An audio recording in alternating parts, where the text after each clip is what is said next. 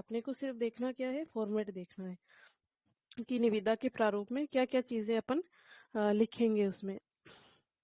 तो सबसे पहले ये निविदा का जैसे प्रारूप में महत्वपूर्ण बिंदु कौन कौन से रहेंगे, तो वही कार्यालय का नाम और स्थान, जो अपन सामान्य कार्यालय पत्र में, कार्यालय आदेश में, अधिसूचना में सब में लिखते आए हैं, जिसको अपन पत्र शीर्ष भी कहते थे, वही है कार्यालय का नाम और स्थान, ये पत्र शीर्ष हो गया। फिर वही पत्र क्रमांक, पत्रावली संख्या एवं दिनांक, वैसे ही लिखना। आगे अपन फॉर्मेट में देखेंगे। निविदा सूचना संख्या और निविदा प्रस्तुत करने की अंतिम तिथि, तिथि जो है वो इस तरह से लिखा जाएगा, तिथि ये जरूर से लिखना होता है। और निविदा खोलने से संबंधित दिनांक, समय, धरोहर राशि और कार्य पूरा करने की अवधि, कार्य लागत की अनुमानित राशि और निविदा से संबंधित आवश्यक शर्तें, ये अपने को ये टर्म आनी चाहिए निविदा में। जो अपन इसमें डिस्कस कर रहे हैं 6-7 चीजें, ये चीजें निविदा में आप जो फॉर्मेट बनाएंगे उसमें आनी चाहिए, आवश्यक है ये चीजें। उसी से आपका जो फॉर्मेट है उसकी वैल्यू रहेगी। तो ये चीजें आनी चाहिए। और अब इसका जो फॉर्मेट है वो इस तरह से हो जाएगा। ये तो निविदा प्रारूप है। यहाँ से आप जैसे लिखना शुरू करेंगे वही पत्र शीर्ष में राजस्थान सरकार और कार्यालय या विभाग का नाम अपन लिख देंगे यहाँ पे। और उसके बाद पत्रावली संख्या या पत्र क्रमांक, दोनों में से कोई भी आप एक चीज लिख दीजिएगा यहाँ पे। और इधर आ जाएगा दिनांक, जिस दिनांक को आप निविदा जारी कर रहे हैं वो हो जाएगा।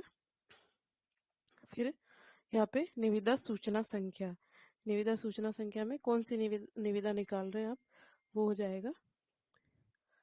अब यहाँ पे जो आपको बताया है वो जैसे यहाँ पॉइंट्स में लिखा हुआ है, पॉइंट्स में इसलिए लिखा हुआ है कि आपको याद करना है, ये एज याद करना है। आपने अब तक जितने फॉर्मेट पढ़े उनमें सबसे इजी फॉर्मेट जो है वो निविदा का हो जाएगा आपका, क्योंकि इसमें आपको कुछ नहीं करना है, सिर्फ ये जो लिखवाए हैं यहाँ पे जैसे 4 पॉइंट हो जाएंगे आपके, पहला पॉइंट, दूसरा, तीसरा और चौथा, ये 4 पॉइंट आपको एज इट इज याद करने हैं।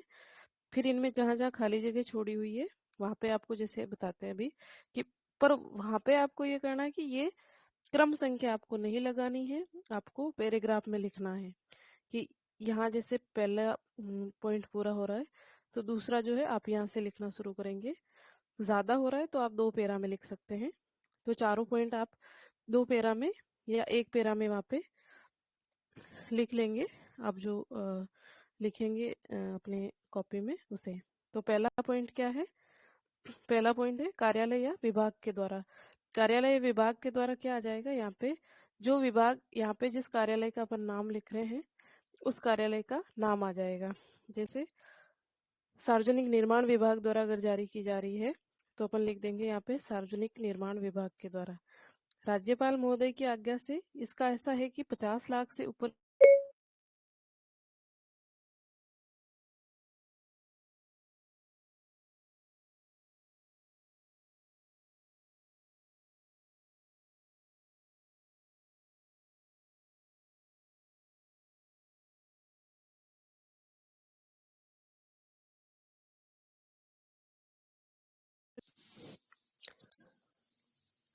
राज्यपाल महोदय की ओर से यहाँ पे अपन तब लिखेंगे जब 50 लाख से अधिक की अगर निविदा जारी की जाती है तो। मैम स्क्रीन शेयर बंद हो गया, स्क्रीन वापस शेयर कर दें आप एक बार। Okay okay sir.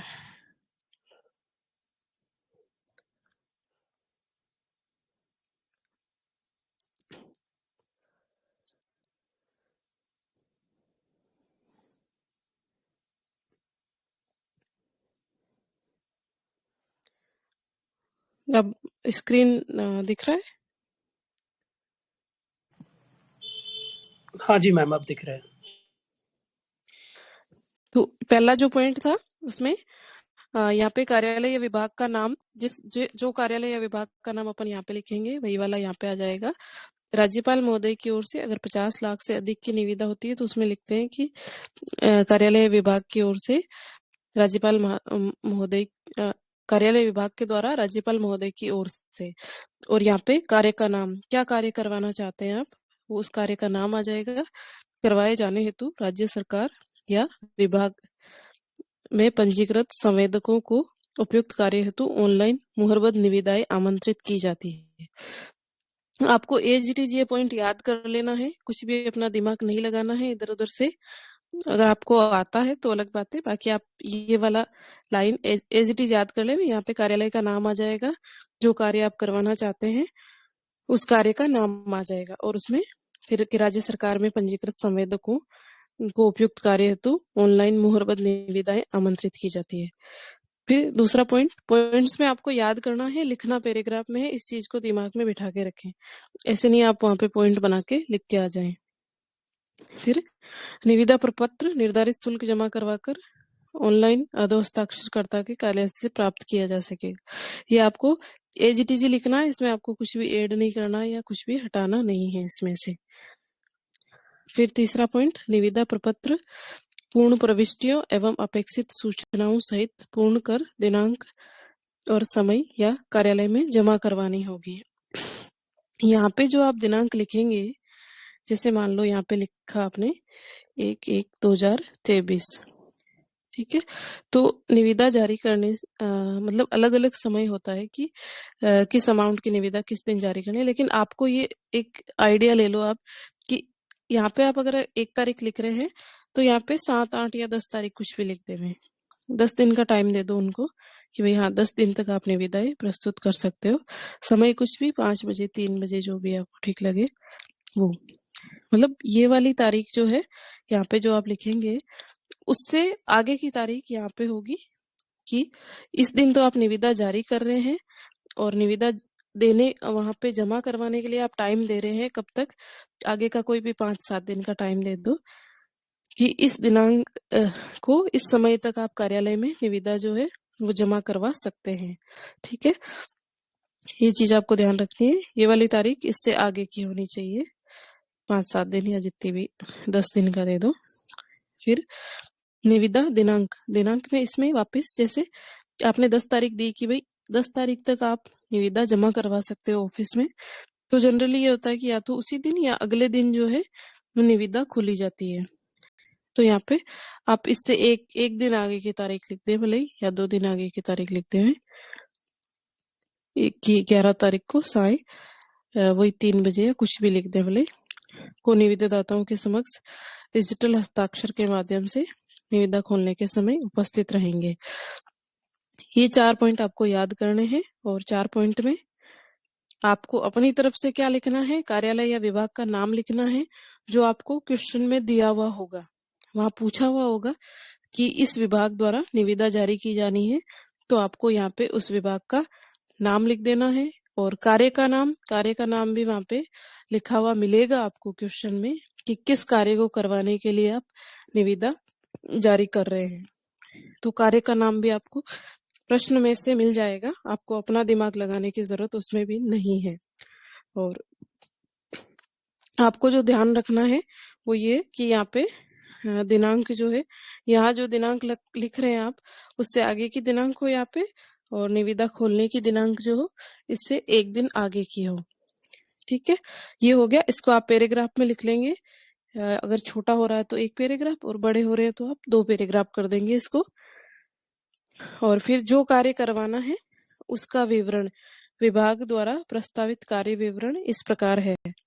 तो ये आपको इसी तरह से आपको टेबल बनानी है, जो भी आप कार्य करवाने, अगर एक ही कार्य है तो ये यहाँ तक ही हो जाएगी टेबल, और अगर एक से अधिक कार्य है या जैसे कोई फर्नीचर सामग्री मंगवा रहे हैं तो 1 से अधिक कॉलम भी आपके हो जाएंगे।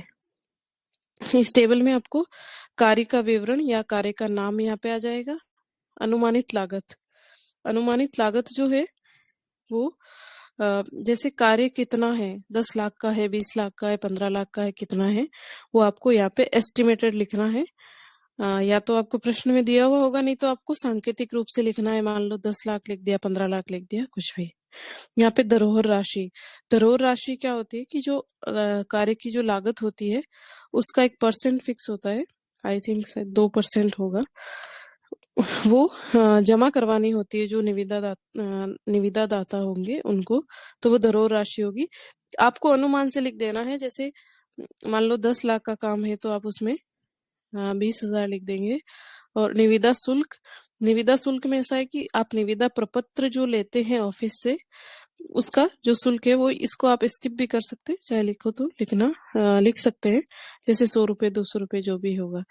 और कार्य समय मतलब आप जो ये कार्य जिसके लिए आप निविदा जारी कर रहे हैं उसको कितने समय में पूरा करना है, 2 माह 3 माह, जितना भी आप उसमें समय लिखे, ये चीजें आपको यहाँ पे लिखनी है।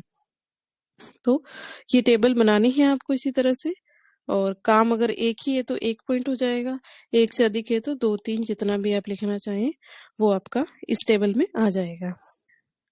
फिर आवश्यक शर्तें, निविदा हेतु आवश्यक शर्तें। निविदा हेतु आवश्यक शर्तें जो है 6-7 शर्तें आपको लिखवाई हुई है। इसमें से आपको चेंज क्या करना है, यहाँ पे नीचे एक बार पढ़ लेते हैं शर्तें। जैसे उपयुक्त निविदा में किसी भी प्रकार का आंशिक परिवर्तन करने या पूर्ण रूप से निरस्त करने का अधिकार विभाग या कार्यालय के पास सुरक्षित है। तो यहाँ पे आप विभाग का नाम लिख देंगे, जो भी विभाग जारी कर रहा है उसका, कि इस विभाग के पास इस निविदा में परिवर्तन करने का और या पूर्ण रूप से निरस्त करने का अधिकार रहेगा। यहाँ पे कार्यालय का नाम आ जाएगा। बाकी एज इट इज रह जाएगी आपकी ये जो शर्त है वो। और किसी कारणवश निविदा विक्रय या प्राप्ति में अवकाश की स्थिति में अगले कार्य दिवस में यह कार्य संपन्न किया जा सकेगा। कुछ भी चेंज नहीं करना आपको, एज इट इज ये शर्त याद कर लेनी है और यही लिख के आ जाना है। निविदा को SPPP या ई-प्रोक राजस्थान पर सबमिट करना आवश्यक है, केवल ऑफलाइन निविदाएं स्वीकार नहीं की जाएगी। ये भी आपको इसमें कुछ भी चेंज नहीं करना है, एज इट इज याद कर लेनी है। SPPP एक पोर्टल है, स्टेट पब्लिक प्रोक्योरमेंट पोर्टल, और ई-प्रोक जो है राजस्थान की वेबसाइट है जिस पर अपलोड की जाती है निविदाएं, और उसी में वापस जो बिडर होते हैं वो सबमिट करते हैं वापस से टेंडर को। ऑफलाइन निविदाएं स्वीकार नहीं की जाएगी। इसमें भी आपको एज इट इज याद करना, इसमें कुछ भी आपको चेंज नहीं करना इस शर्त में। कार्य अपूर्ण छोड़ने या निर्धारित समयावधि में कार्य पूर्ण नहीं होने पर विभाग को प्रतिभूति राशि, धरोहर राशि जब्त करने एवं संवेदक को काली सूची में डालने का अधिकार है। इसमें भी कुछ भी नहीं चेंज करना आपको, एज इट इज याद कर लेना है, एज इट इज लिख देना है। निविदा शुल्क डिमांड ड्राफ्ट बैंकर चेक के माध्यम से विभाग के नामदेही होगा। एज इट इज याद रखेंगे आप कि निविदा का जो शुल्क है वो ड्राफ्ट या बैंकर चेक के माध्यम से विभाग के नाम से देय होगा। किसी भी न्यायिक विवाद का कार्यक्षेत्र, यहाँ पे आप जो लिखेंगे जैसे कार्यालय के नाम में कौन सी जगह है, जयपुर जोधपुर अलवर जो भी है वो यहाँ पे आ जाएगा कि अलवर का न्यायालय परिसर होगा। जहाँ पे भी आप लिख रहे हैं ऑफिस का जो स्थान रहेगा इसका नाम यहाँ पे आ जाएगा। तो इसमें आपको स्थान का नाम लिखना है, बाकी एज इट इज रह जाएगी। 7वां जो पॉइंट है या जो शर्त है वो है निविदा की विस्तृत शर्तें एवं विवरण राजकीय वेबसाइट SPPP पोर्टल या ई-प्रोक राजस्थान पर देखी जा सकेगी और निविदाएं अपलोड की जा सकेगी। ठीक है, और नीचे हो जाएगा क्योंकि शर्तें जैसे अपन यहाँ पे 6-7 शर्तें लिख रहे हैं क्योंकि अपने को 1.5-2 पेज तक अपना पूरा करना है। निविदा की शर्तें बहुत विस्तृत भी हो सकती है, 50 शर्तें भी हो सकती है, 20 शर्तें भी हो सकती है। वो विभाग या कार्यालय पे डिपेंड करता है कि वो क्या क्या शर्तें उसमें डालते हैं। तो आपको सिर्फ वहाँ पे फॉर्मेट बनाना है, वहाँ पे लिखना है। तो ये शर्तें सफिशिएंट है, मोर देन सफिशिएंट है। और फिर अधिकारी का नाम और पदनाम, अधिकारी का नाम और पदनाम ही आएगा। यहाँ पे आपको हस्ताक्षर नहीं करने हैं क्योंकि ये निविदा जो है न्यूज़पेपर में प्रकाशित की जाती है। तो यहाँ पे अधिकारी का नाम आ जाएगा। आजकल डिजिटल सिग्नेचर से होते हैं, वो जारी की जाती है। तो आपको यहाँ पे साइन नहीं, अधिकारी का नाम और पद नाम आ जाएगा। और ये शर्तें और ये वाली 4 पॉइंट ये आपको एज इट इज याद कर लेने हैं। जो जो चेंज मैंने आपको बताया है इसमें वही चेंजेस में करने हैं। इसके अलावा आपको अलग से कुछ भी जोड़ने की मेरे हिसाब से जरूरत नहीं है, ये मोर देन सफिशिएंट है आपके लिए। तो निविदा का जो प्रारूप है वो आपको सबसे इजी रहेगा अब तक जो अपन ने पढ़ा है, क्योंकि आपको इसमें सब कुछ बना बनाया मिल रहा है। आपको कुछ भी ऐड करने की जरूरत नहीं है बहुत ज्यादा। आपको सिर्फ कार्यालय का नाम और कार्य का नाम और दिनांक वगैरह ये लिखनी है। ये आपको अच्छे से समझ में आ गया, पहले भी आपने लिखी होगी।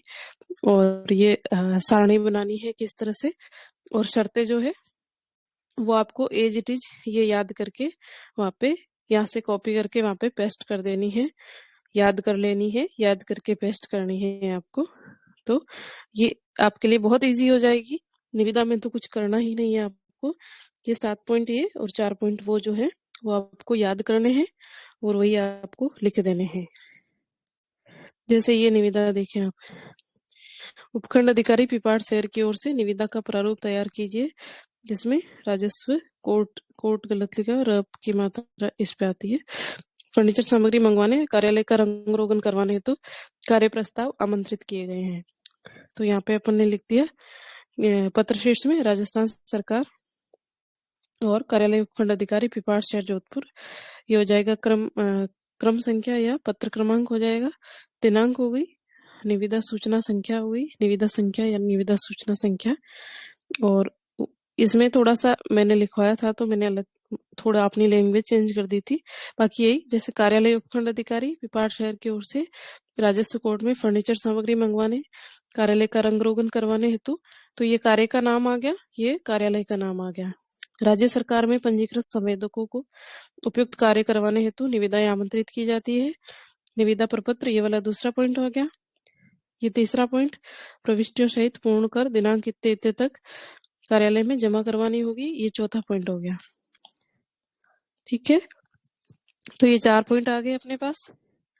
फिर ये क्या क्या काम करवाना है किस तरह से, तो इसका कार्य विवरण जो है ये आ गया।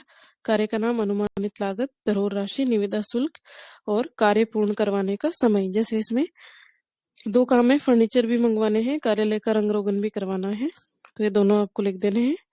और फिर आवश्यक शर्तें, आवश्यक शर्तों में वही आपको जो बताया था अभी कि एज इट इज आपको शर्तें कॉपी कर देनी है, बहुत ज्यादा कुछ इसमें चेंज नहीं करना है। ठीक है, कार्य क्षेत्र जो है वो पिपाड़ शहर हो जाएगा और बाकी सारी चीजें वैसे हो जाएंगी। तो अधिकारी का नाम और वापस उसका पद नाम आ जाएगा, हस्ताक्षर करने की यहाँ पे आपको आवश्यकता नहीं है। तो निविदा का ये प्रारूप हो गया और मेरे हिसाब से आप लोगों को इसमें कोई दिक्कत नहीं होगी, आप अच्छे से याद कर लेंगे और लिख के आएंगे अगर निविदा आपके आती है तो। दूसरा जो है निबंध लेखन। निबंध लेखन